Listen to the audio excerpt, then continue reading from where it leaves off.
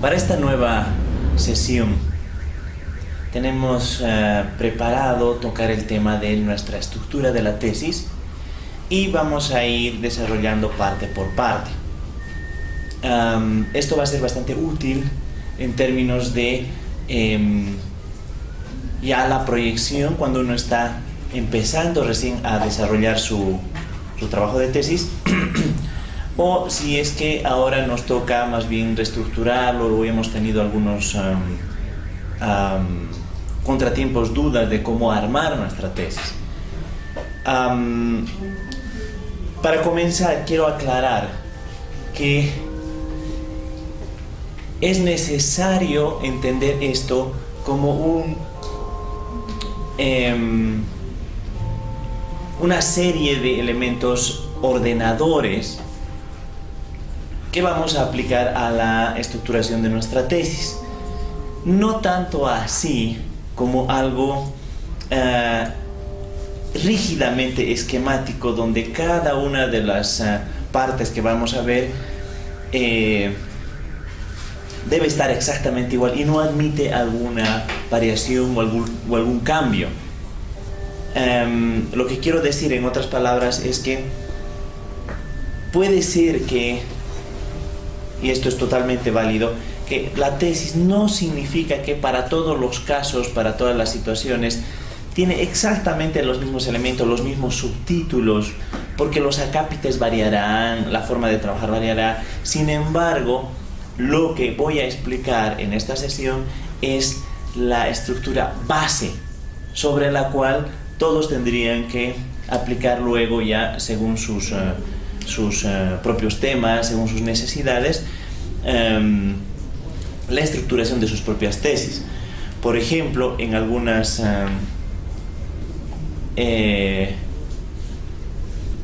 instituciones, universidades, exigen, además, por ejemplo, del marco teórico que todos conocen, han debido escuchar alguna vez que hagan un marco referencial, pero esto no es aplicable a todas las universidades o instituciones, ¿entienden? Por ejemplo, si yo digo metodología, todos van a tener presente lo que es más o menos de lo que estoy hablando. Sin embargo, hay quienes, por ejemplo, piden metodologías según diferentes áreas o etapas de la investigación.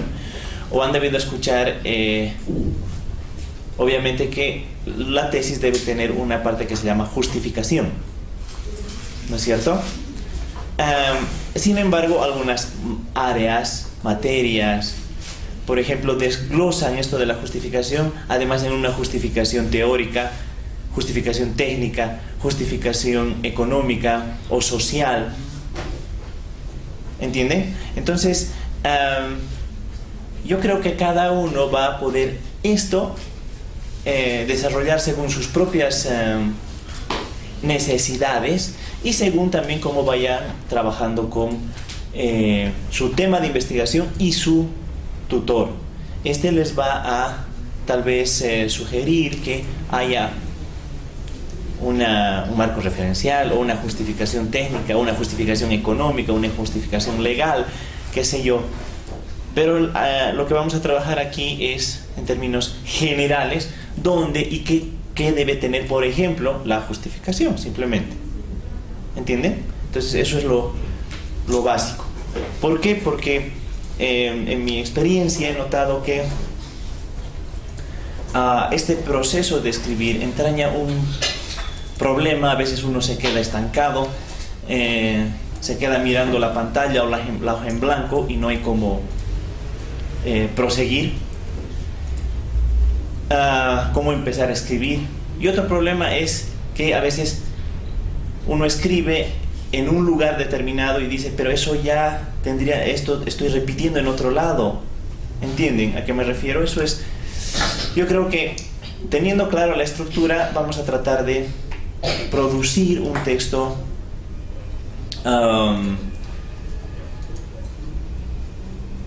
con una consecución razonable, porque si ya sabemos qué cosa debe entrar ahí, es más fácil que nosotros empecemos a buscar el contenido, nos inspiremos más fácilmente que cuando no sabemos dónde va cada uno de los elementos que necesitamos para elaborar la tesis. Cabe aclarar que una tesis, y ahora voy a comenzar con eso antes de dar la estructura, que una tesis no es obviamente un ensayo. Una tesis no es una monografía. Y una tesis, desde luego, no es un proyecto.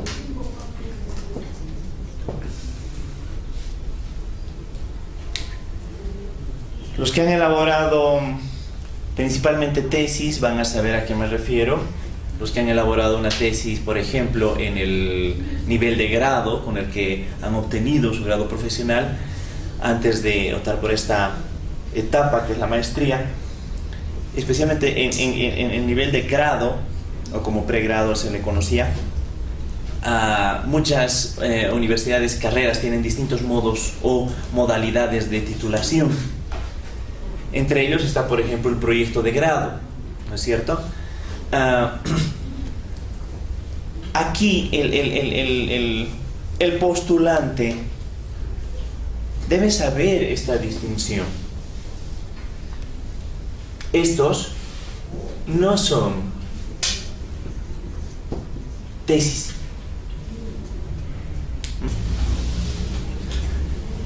La modalidad de titulación, principalmente en grado, es más amplia. No solamente tesis, hay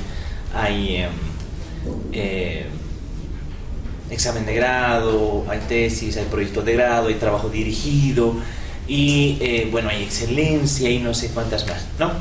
El asunto es que el principal problema que tropiezan o debemos evitar nosotros al elaborar la tesis de la maestría es que no se confunda con un proyecto. El proyecto supone que va a concluir en una intervención, en una propuesta, a algo que van a hacer específicamente. Esta propuesta, sin embargo, generalmente se va a sustentar en una información mucho más amplia.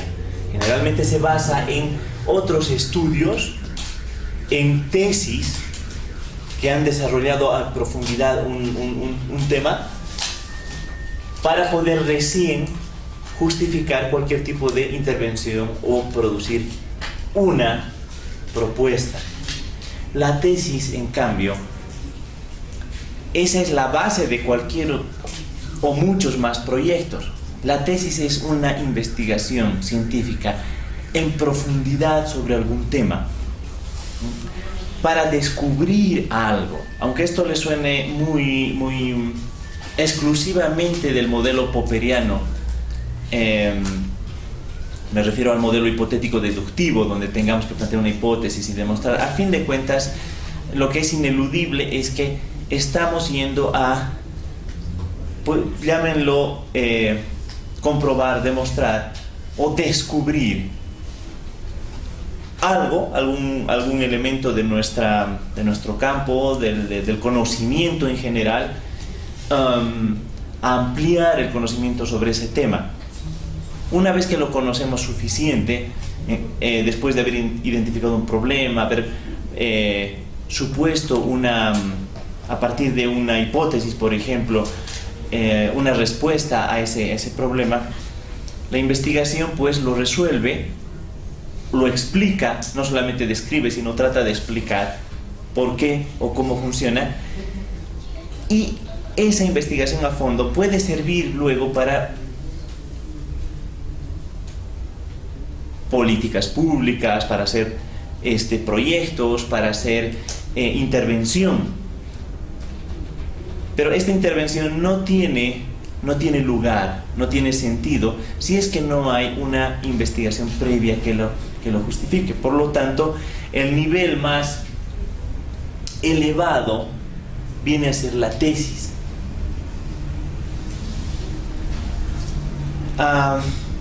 Creo que esta recomendación ahora es, en este momento, en este punto, es totalmente pertinente para poder ir elaborando la tesis, teniendo el cuidado de no reducir simplemente en alguna propuesta. Generalmente, ¿por qué sucede esto? Porque quizá por la falta de la búsqueda de conocimiento y el exceso de buenos sentimientos. Es decir, esa intuición científica por investigar un problema, describirlo, explicarlo, es decir, ¿por qué es así? Conocimiento científico no está tanto dentro de el hábito académico de la mayoría, y lo que busca es desde, como decía, buenos sentimientos, arreglar algo. Cuando digo arreglar algo, estoy haciendo referencia a hacer esto. Y no se trata de esto. Si algo se debe, por ejemplo, arreglar, se va a basar en estudios previos, en tesis, en investigaciones científicas previas. Si esto ha quedado claro, pues ahora voy a pasar a describir o explicar la estructura de nuestra tesis. En este proceso vamos a ir desde los aspectos más básicos, más sencillos, porque ya han estado escribiendo, ya han estado elaborando el documento, hasta aspectos más metodológicos sobre la investigación y la misma interpretación de los datos, de su información que han extraído, y la redacción final.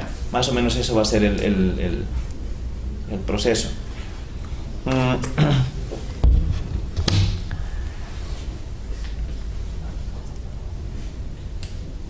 Indudablemente,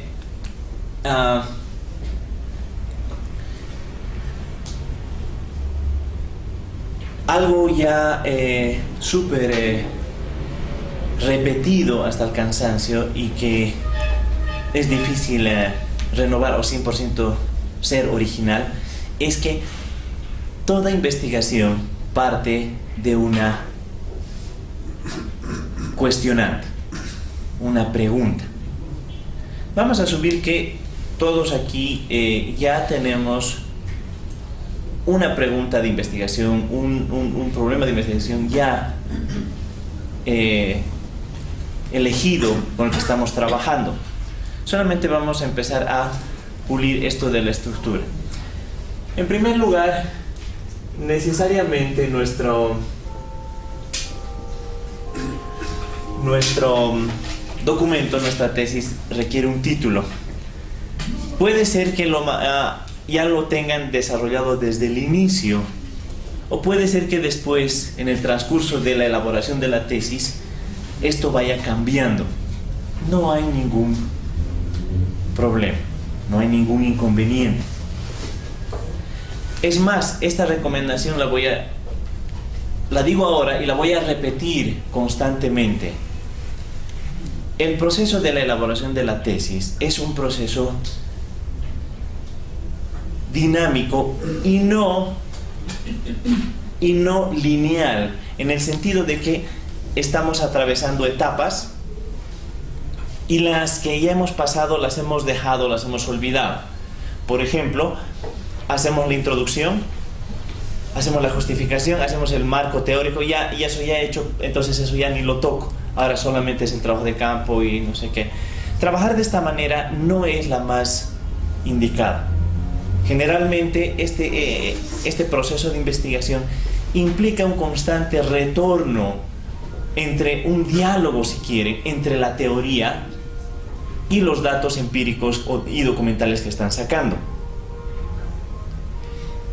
Incluso esto puede afectar a nuestro enfoque, a ayudarnos a mejorar la hipótesis o los objetivos que nos hemos planteado. Si desde un comienzo nos hemos planteado una hipótesis y o sus objetivos y no los hemos tocado nunca más y hemos desarrollado el resto, creo que esa tesis no está bien. ¿Por qué? Porque si desde el principio ya quedaba exactamente definido y para siempre esa tesis y esos objetivos, generalmente lo que estamos haciendo es encasillar los datos, la realidad, para que se acomoden a mis propósitos. Forzar la realidad. Muchas veces uno tiene una idea de algún problema de lo que estamos investigando, partimos con esa idea, pero cuando ya vamos a campo nos informamos más, nos documentamos más y además conocemos la realidad a partir de nuestro trabajo de campo, nuestra investigación, generalmente vemos que no era tanto así como al principio nosotros estábamos pensando o considerando. A eso me refiero, a que este es un proceso de ida y vuelta, de constante retorno. No crean que han terminado ya su marco teórico e ir al campo, no. Empiecen a revisar los textos básicos para su tema, por supuesto, y empiecen ya con la metodología y la investigación. Y mientras están haciendo la investigación, aparecen o sigan revisando teoría. Este es un proceso constante. Como les digo, reitero, si trabajamos de manera lineal, solamente estamos produciendo estamos haciendo un teatro, una escenificación de un proceso que en realidad es dinámico, no fijo, no estrictamente determinado, donde se acaba una etapa y ya lo hemos olvidado. Esto es un constante retorno. Entonces lo mismo sucede con el título. Si alguien tiene, por ejemplo, escuché alguna vez que un tutor de tesis les pide, ya, tráigame su índice, cuando no han escrito todavía nada. Y a veces tutores y estudiantes, postulantes, ya sea de grado o posgrado, hacen el índice y creen que así se va a quedar para siempre. No es cierto, eso es totalmente un error, porque cuando vemos en la realidad, en la bibliografía, algo que cambia, algo que es distinto, ya nos desestabiliza todo y nos plantamos, nos quedamos ahí, perdemos la inspiración. ¿Por qué? Porque nos frustra, etcétera, etcétera. Yo creo que o es que nos los han dicho mal o lo hemos interpretado mal, pero este índice no deberíamos considerarlo como algo concluido y a lo que vamos a acogernos o regirnos durante el resto de la investigación. Es algo como, simplemente deberíamos considerarlo como un ordenador, más o menos para tener una idea de cómo vamos a estructurar nuestra investigación. Pero en el proceso esto puede variar, y si varía, a mi modo de ver, por mi experiencia como investigador, si varía es lo más natural e incluso lo más deseable, porque implica que estamos aprendiendo y entendiendo que lo que estábamos proponiendo se puede mejorar. Imagínense que desde el inicio pongo algo y digo, ya esto ya está perfecto, entonces no se puede mejorar más. Eso, lo único que me da a entender a mí es que estamos forzando nuestra investigación, encasillándola, encuadrándola a un modelo predigerido, y no necesariamente esta es como se comporta la realidad, la situación de nuestra investigación, de lo que estamos investigando, del problema de la investigación. En términos del título, hay quienes sugieren que no sugieren. Hay quienes directamente les dicen que el título debe ser su objetivo y copian el objetivo aquí. Súper feo. Completamente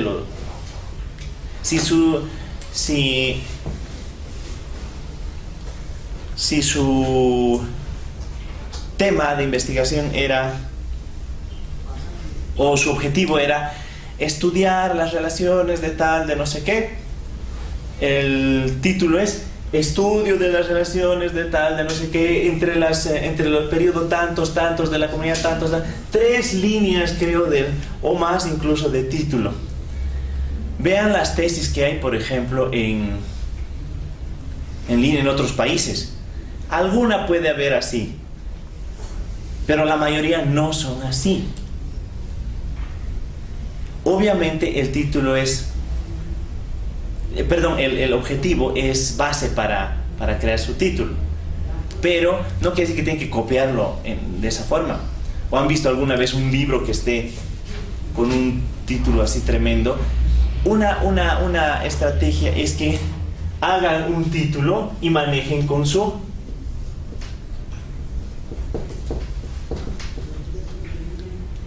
claro, aquí necesitan, por supuesto,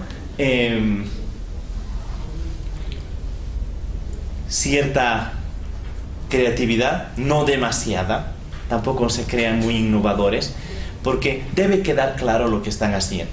Por ejemplo, el título, lo que está contando, o de lo que tiene que dar cuenta, quiero decir, es del tema. Y el subtítulo, el tópico específico que están desarrollando.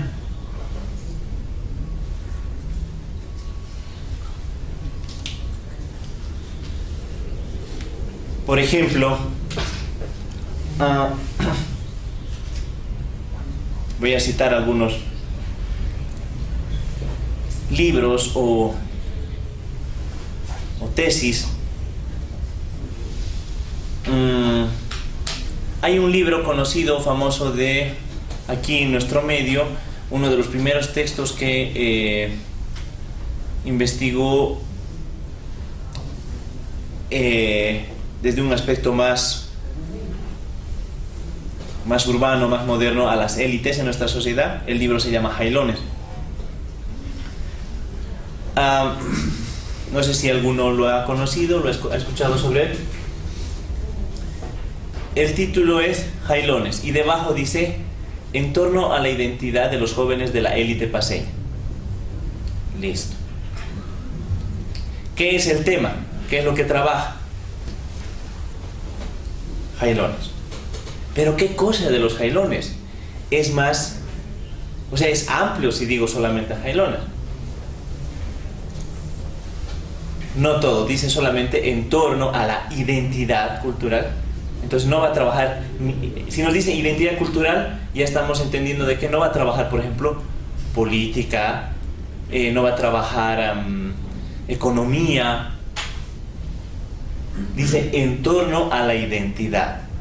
¿De todos los jailones? No, de los jóvenes. ¿De toda Bolivia? No, de los jóvenes de la élite paceña. Así es como se aclara el tópico, el enfoque, tras haber planteado aquí arriba el tema. Hay algunos que son también un poco igual de o más creativos,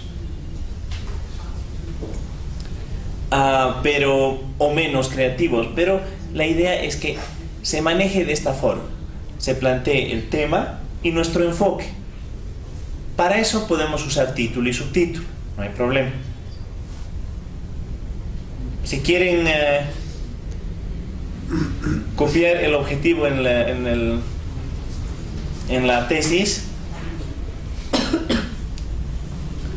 yo no les puedo obligar, pero espero que no me citen en su fracaso. ¿De acuerdo? Bien, ahora,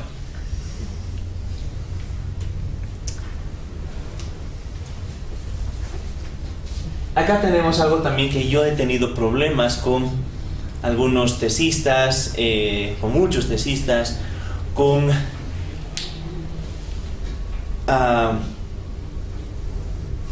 tesistas que han sido tutorados míos, y también con tesistas que me tocaba a mí tratar como profesor relator o tribunal. Es el tema de la introducción. También algunos tutores o profesores sabemos que les dicen ya, haz la introducción y luego te olvidas de eso. Yo creo que no, para nada. Más bien, desde mi punto de vista, la introducción es algo que se escribe casi al final, en realidad. Pero no por completo. Voy a explicar. No quiere decir que la introducción esté después de la bibliografía, ¿no? O sea, sí está al principio. Pero se debería escribir o terminar de escribir la introducción al final del documento. Solo una parte. Me explico. En una primera parte de la introducción, sí, obviamente tiene que estar bien claro, explicado qué es mi tema. Este tema a veces incluye acápites como antecedentes, incluye observaciones específicas de mi tema,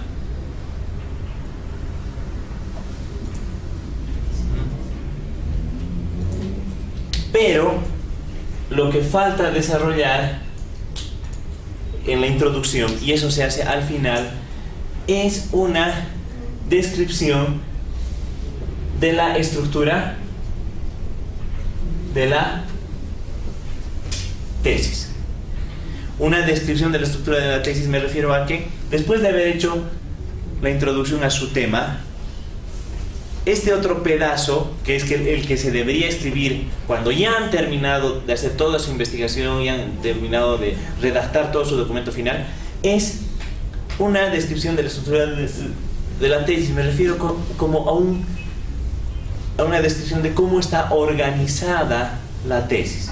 En el primer capítulo digo tantos, en el segundo tantos, el trabajo de campo lo he desarrollado en tantos capítulos, el primero es este, y al final trato las conclusiones, qué sé yo. Este pedazo debería estar escrito entonces después de haber hecho toda la tesis.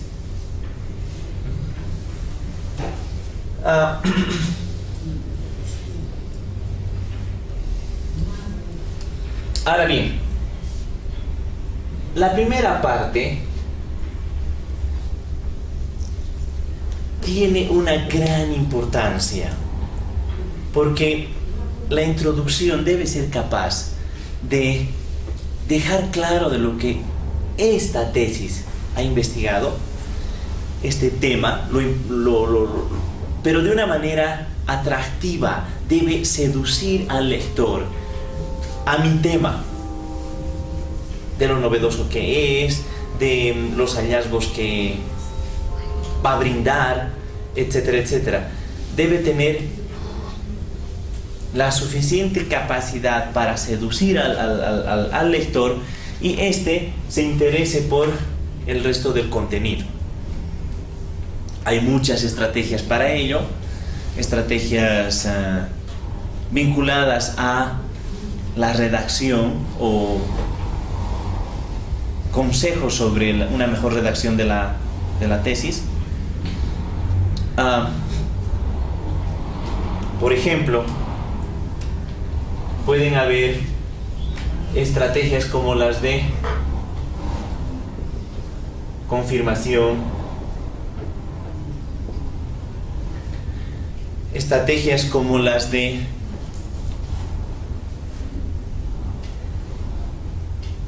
sorpresa, contradicción,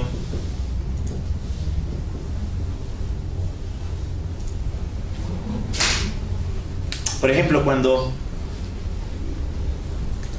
hablamos de estrategia de confirmación, la idea es irle proponiendo al lector, lanzando temas, aspectos que acepta que sabemos que está confirmando lo que más o menos cree. Y así lo vamos a ir dirigiendo hacia mi tema. De alguna manera esto le va a interesar. Cuando elijo una estrategia de confirmación, como les decía, es confirmar, es tratar de atrapar al lector a partir de cosas que sé que más o menos él conoce. Entonces, esto puede provocar en el lector que vaya siguiendo mi lectura, mi argumentación. Lo mismo podría suceder con sorpresa. Esta estrategia es empezarle a dar, lanzarle preguntas, lanzarle cuestionantes al lector que uno va poco a poco respondiendo. Entonces esto también va a interesarle al lector. La contradicción, por ejemplo, es una estrategia bastante empleada, bastante utilizada, que en lo personal a mí me agrada bastante, o me agrada mucho porque lo he empleado también más de una vez, y es, después de haber yo, obviamente esto requiere que ya he escrito mi tesis, ya sé de qué estoy hablando, ir por donde se supone que la gente conoce o acepta o cree, y de pronto desmentirle y decir eso no es así porque yo he demostrado otra cosa. Por ejemplo, una investigación que yo hice, ahí me pareció súper interesante aquí en Bolivia, es que no se había desarrollado y esto tiene que ver con la estructura de la sociedad boliviana, no se ha desarrollado una cocina diferenciada como en otros países, por ejemplo en Inglaterra, en Francia, donde hay cocina de las clases altas y las clases populares, ¿no es cierto? Una alta cuisine y una cocina popular. Aquí en Bolivia, más bien, he notado otra conducta. No habría tanto esta cocina diferenciada. Sí se puede decir que, por ejemplo, nuestras élites comen... ¿Qué comes? Bueno, se asume que las élites comen comida internacional muy marcada por la cocina internacional, pero esto sí es cierto, pero en espacios extradomésticos. En cambio, en espacios privados, domésticos, no hay demasiado. Y les explico. Es, en primer lugar, que se trate de una sociedad estratificada. En segundo lugar, que se fomente lo que se conoce o lo que podría llamar la endogamia de clase, es decir, las uniones matrimoniales entre gente de la misma condición o estatus social. ¿Bolivia es una sociedad estratificada? Sí. ¿En Bolivia se fomenta la endogamia de clase? Sí. ¿En Bolivia hay una cocina diferenciada entre clases populares y las élites? No. No. ¿Ven? Lo que acabo de hacer como ejemplo es una introducción de contradicción. Y eso llama la atención al lector, o no les daría curiosidad de saber por qué en Bolivia no hay, a pesar de que cumple estos requisitos. O sea, le hago aceptar cosas y luego lo desmiento, por ejemplo. Y eso es cierto. O sea, por ejemplo, en esta investigación que hice, luego demostré que hay diferencias en calidad, cantidad y variedad de los ingredientes, pero después todo el mundo come de la misma manera, exactamente, ¿no? Sí. Piensen a ver en su cocina, la típica composición es la de una proteína y 2 carbohidratos. Carne de algo, papa y arroz. Carne de algo, fideo y arroz, ¿no? Mejoren los ingredientes, mejor carne, mejores cositas según clase social y tal, pero después todos comen exactamente igual. ¿Y eso por qué será? Bueno, lean mi libro, ¿no ven? Pero a eso me refiero. Esta introducción debe atrapar al lector. Elijan una buena estrategia, dando cuenta de su tema siempre. ¿De acuerdo? Y han visto, para poder yo haber modificado así esa introducción, primero también he tenido que saber ya sobre el contenido, ya he hecho la investigación. Entonces quiere decir que esta parte no es tan acabada por completo. Es bueno que ya describan su tema, pero pueden modificarla al final. Sin embargo, este otro pedazo de la introducción, eso sí va al final, sí o sí, ¿no? Cómo van a escribir la estructura de algo que todavía no han escrito. Por eso comentaba lo de hacer un índice fijo donde, como si ya estuviese escrito, pero no sabemos. Eso debe ser simplemente una guía para después uno ir elaborando la tesis, pero está sujeto a cambios, a modificaciones conforme se hace la investigación, ¿no? Ahora, el otro aspecto que hay que tomar en cuenta es que siempre hay que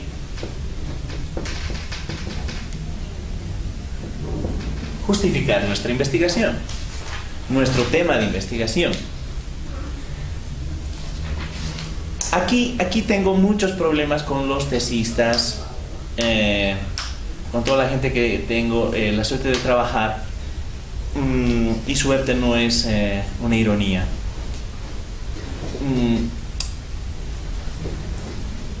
A veces confunden y aquí en la justificación me ponen sus objetivos, lo que quieren hacer. No se trata de eso. La justificación en sí se trata de dejar claro por qué vale la pena haber investigado ese tema, qué aportes al conocimiento estoy dando, cuál es mi enfoque novedoso, mi enfoque distinto a otros, cómo estoy contribuyendo al conocimiento.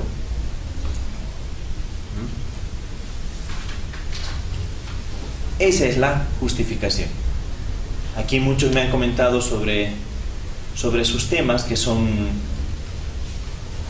terriblemente originales y nuevos. Les cuento que yo no conozco tema que no se haya trabajado ya de alguna manera en algún otro lugar, en algún otro momento, y eso puede ser una forma también de justificar lo nuestro. Eso, por ejemplo, aquí no se ha trabajado y yo lo voy a hacer, aquí en Bolivia, aquí en nuestro contexto, aquí en nuestra área, en la Cancillería, en las relaciones bilaterales, etcétera, etcétera, etcétera. Entonces, eso puede ser parte de nuestra justificación. ¿Ya? Esta justificación, por lo tanto, debe dar cuenta, repito, de los aportes, el enfoque novedoso, para poder decir por qué vale la pena haber investigado esto. ¿De acuerdo?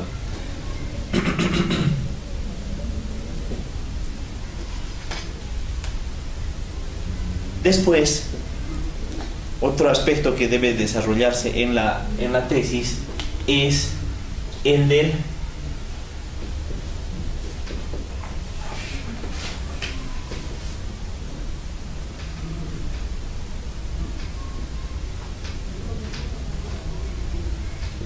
planteamiento del problema.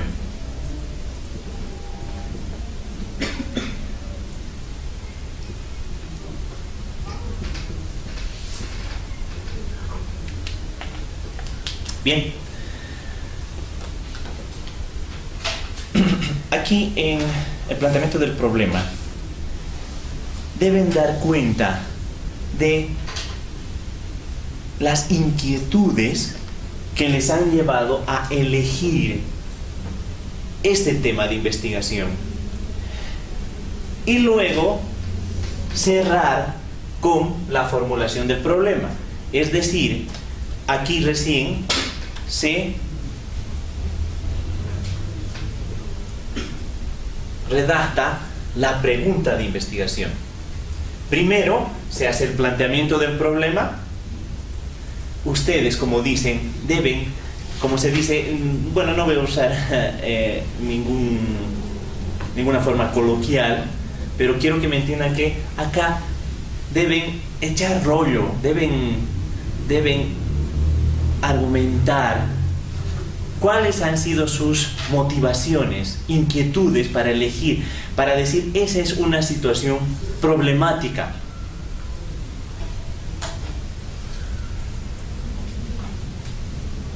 Y luego, eso se cierra con la pregunta de la investigación. En otras palabras, quiero decir, luego de plantear nuestras inquietudes del problema, aquí he visto un problema, se cierra diciendo, ¿por qué será así? Esa es la pregunta de investigación. La respuesta a esta pregunta de investigación, ¿qué va a ser? La hipótesis. Si van a trabajar con hipótesis. O si no, a partir de eso, para tratar de llegar a responder a la hipótesis, me planteo objetivos.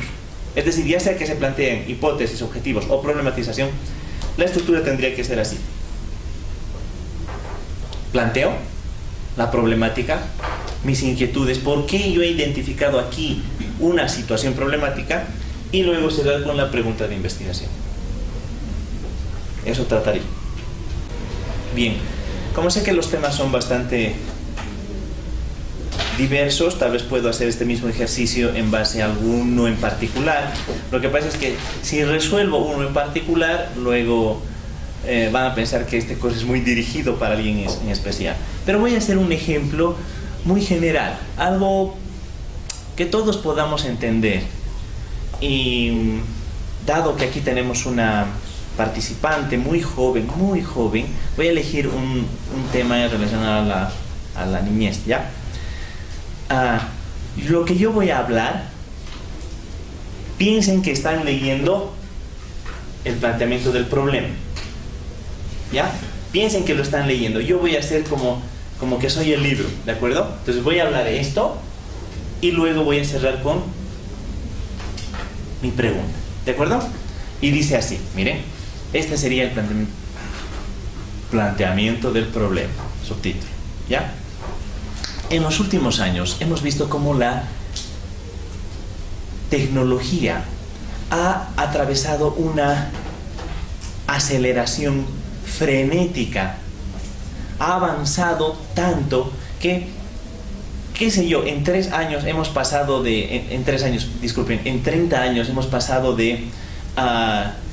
equipos que incluso ni siquiera tenían un disco duro, hasta equipos que hoy en día están más trabajando con la nube, con no solamente CDs, DVDs o puertos USBs y flash memory, sino también con otras formas de almacenamiento como la nube. Y esta tecnología, por ejemplo, se refleja incluso hasta en algo tan trivial como los videojuegos. ¿Cómo eran los videojuegos hace 30 años? Eran unos, por ejemplo, 2 cuadrados que evitaban que un círculo salga de la pantalla, ¿no? El tenis de mesa o ping pong, que algunos también han conocido, o un círculo que comía circulitos. Y hoy en día vemos videojuegos con una realidad escalofriante, ¿no es cierto? Uno casi no sabe distinguir la realidad del videojuego, ¿no?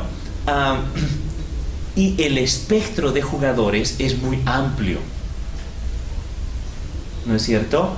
Es decir, encontramos niños que aún no saben ni limpiarse el mocasín y están ya con la tablet, ya en la consola de videojuegos y ya en la computadora, desde muy pequeños. Pero el espectro de jugadores, como decía, también es muy grande. Encontramos gente adulta, que está metida en el videojuego. Algunos incluso con excusa, ¿no? Le compran su PlayStation al niño y le conecta, ven, te voy a enseñar, ¿no? Están probando y, me has hecho perder, entonces levanta, y se queda el papá, ¿no? Jugando y termina así. Ahora, el caso es que pasan mucho tiempo jugando, y estos niños especialmente estos niños que ni siquiera han entrado todavía a la escuela, por ejemplo, se encuentran en una etapa conocida como la socialización primaria.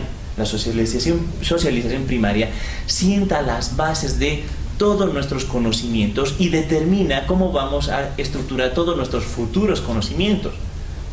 Cómo nos relacionamos con los demás, cómo saludamos, cómo hablamos, cómo pensamos el mundo. Se estructura desde esa primera etapa de socialización, la socialización primaria.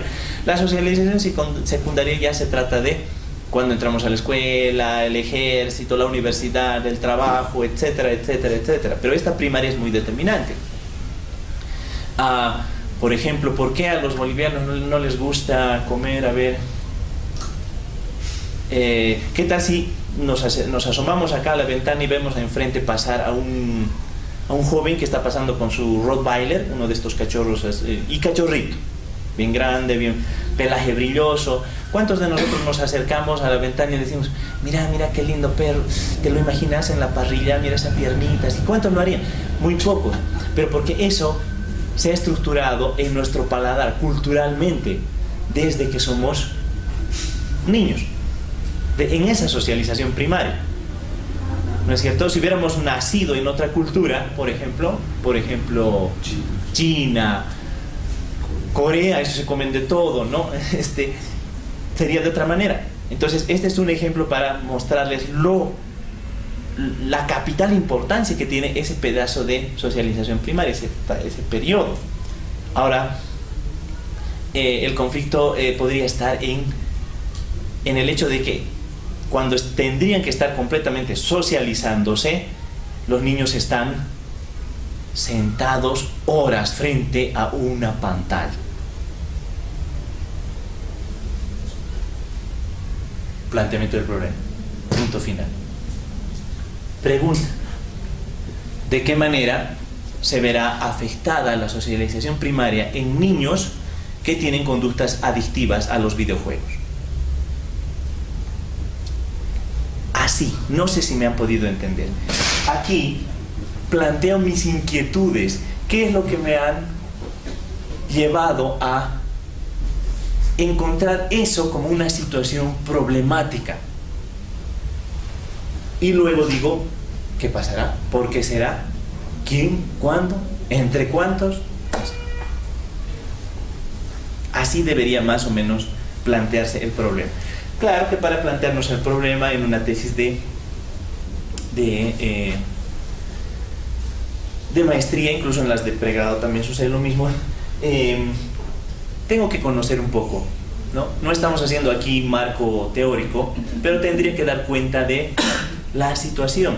Si recuerdan, en el ejemplo que acabo de dar, hago mención a ciertas cuestiones históricas, hago a ciertos conceptos que después voy a desarrollar en el marco teórico, como socialización primaria, por ejemplo, socialización en general, ¿no?